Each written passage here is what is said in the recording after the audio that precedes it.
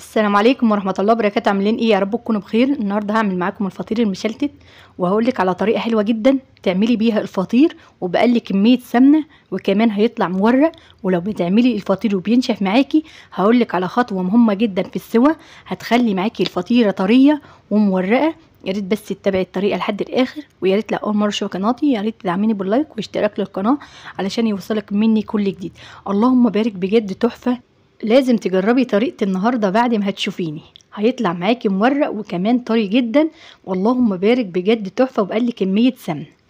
اللهم صل وسلم وبارك على سيدنا محمد وعلى آل سيدنا محمد. في الأول كده هنسمي الله ونصلي على الرسول عليه أفضل الصلاة والسلام، وبعد كده هننخل الدقيق. أي دقيق لازم ننخله. أنا معايا كده كيلو ونص دقيق زيرو، نخلته في الأول، وبعد كده ضفت عليه معلقة سكر كبيرة، وضفت عليه ربع معلقة ملح، وقلبت السكر والملح كويس مع الدقيق، وبعد كده نزلت بالميه، بس الميه واحده واحده.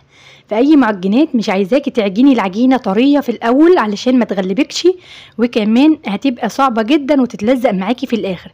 اعجني عجينه يابسه وبعد كده طري فيها شويه شويه. عجينه الفطير ما بتبقاش طريه خالص، بتبقى عجينه كده في الوسط، يعني ولا يابسه قوي ولا طريه قوي، ولتها كويس جدا.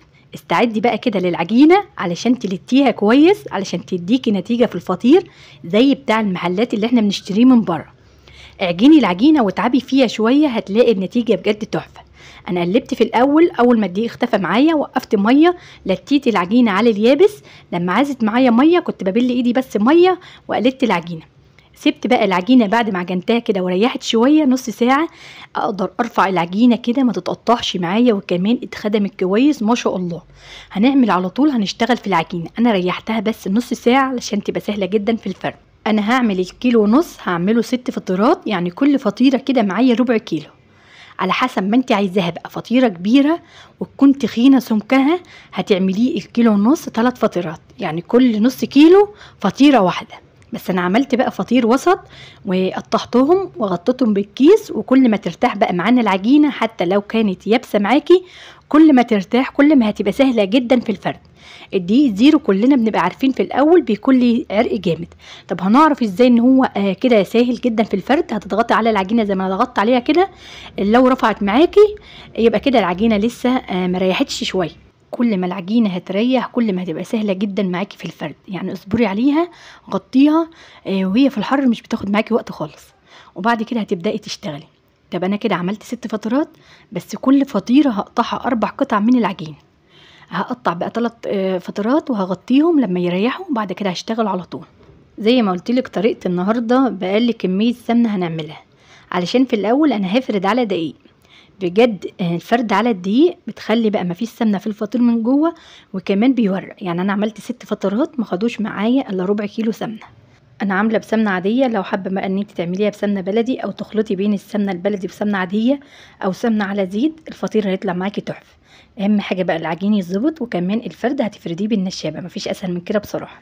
لو عايزه تفردي بسرعه وتقومي هتفردي قطعتين مع بعض، اما لو لسه مبتدئه علشان ما يلزقوش معاكي افردي قطعه واحده، ولازم العجينه تكون مخدومه كويس علشان ما تلزقش. وانتي بتفردي العجينه بتجيبي بقى من جوه لبره كده العجينه كلها تكون سمك واحد، وهتفرد معاكي على طول. اللهم صل وسلم وبارك على سيدنا محمد وعلى ال سيدنا محمد. يا ريت لو لسه بتشوفيني يا ريت تدعميني بلايك جميل منك. يلا بقى حطوا لايك وتعالوا نكمل مع بعض بقيه الخطوات. ليه احنا فردنا بدقيق ما فردناش بسمنه؟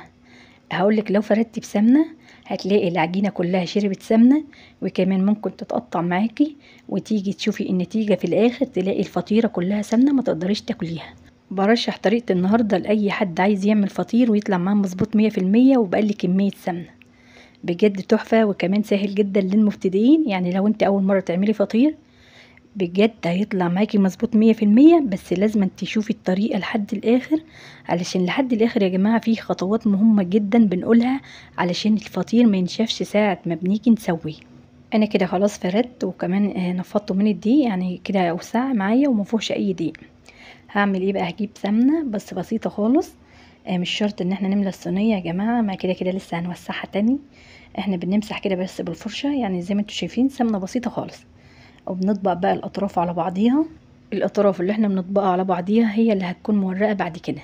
بس اهم حاجه قبل ما بنتني الطرفين كده على بعض بنكون في وسطهم سمنه بالفرشه كده، يعني مش سمنه كتير ولا حاجه. وبعد كده بنتني الفطيره من شمال ليمين، وهشيلها كده احطها في طبق، وهعمل التانية بس هنفضها الاول من الدقيق، وهتاكد كمان ان هي واسعه وسمكها شفاف جدا، علشان كده بتبقى الفطيره بجد شفاف وما فيهاش اي طروف متنيه من جوه ولا عجين ولا اي حاجه.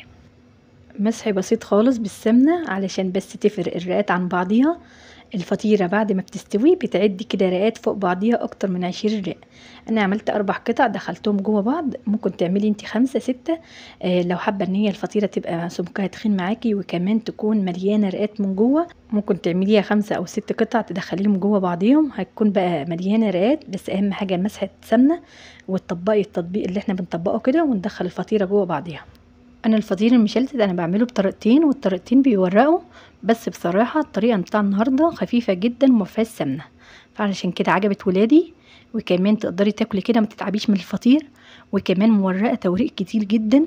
وبصراحه هي سهله جدا للمبتدئين، ممكن تعمليها وانت واقفه في المطبخ على الرخامه على السريع، وتسويها على عين البوتاجاز، هتلاقيها نفخت معاكي وكمان طريه ومليانه توريق. يعني كل فطيرة عملتهم 4 قطع من جوه بعض. انا كده عملت 6 فطيرات بنفس الطريقة. هغطيهم بالكيس علشان اسيبهم يريحوا شوية، علشان ساعة ما اجي افرد الفطيرة تفرد معايا ما تلمش. سبتهم نص ساعة ريحوا كده، ساعة ما افرد هيبقى سهل جدا الفرد. اما لو فردتي على طول هتلاقيها هتفردي هتروح لما معاكي تاني، علشان الدقيق زيرو بيبقى ليه عرق جامد. انا كده لما اجي بفرد بجيب بقى من جوه لبره علشان الفطيره توسع معايا، وكمان هي ارتاحت بتوسع معايا بسرعه. يعني هتجيبي من وسط الفطيره لبره هتلاقيها بقى وسعت، وما تستعجليش عليها، سيبيها لما تريح وبعد كده هتدهني الوش سمنه. انا كده عملت 6 فطيرات بنفس الطريقه. هقوم بقى اشغل الفرن يسخن. تعالوا بقى لاهم خطوه علشان الفطير يبقى معاكي طري وما يبقاش مجلد ولا ينشف معاكي. اول ما تشغلي الفرن ما تحطيش الفطير على طول، سيبيه يسخن 10 دقايق، واول ما بيسخن بتدخلي على درجه حراره يعني متوسطه، بتوطي الشعله شويه، وبعد كده بتدخلي الفطيره بتلاقيها بقى اول ما دخلت نفخت وتبقى طريه جدا، واللهم بارك بتبقى طالعه كده ريحتها تحفه، وكمان هي مقرمشه من بره والتوريق من جوه هنشوفها مع بعض. انا كده سويت واحده اللهم بارك طريه ومنفوخه وجميله جدا. انا كده خلصت التسويه، وتعالوا نشوف بقى من جوه. شايفينها بقى هي طريه ازاي؟ اللهم بارك. وتعالوا بقى شوفوا التوريق، اللهم بارك بجد تحفه. جلاش مش فطير، رايق جدا، وكمان مفيش سمنه خالص. التسويه لو هتعمليها في البوتاجاز من جوه لازم تمشي على نفس خطوات السوا علشان ما تنشفش معاكي، ولو طالعه مقرمشه من فوق وعايزاها تبقى طريه من جوه ومن بره ممكن وهي لسه سخنه تغطيها بكيس ومن فوق الكيس فوطه، بعد دقيقه واحده هتلاقيها طريه من جوه زي من بره. اتمنى بجد ان يكون شرح بسيط، واتمنى ان تعملي بلايك واشتراك للقناه، واستناني في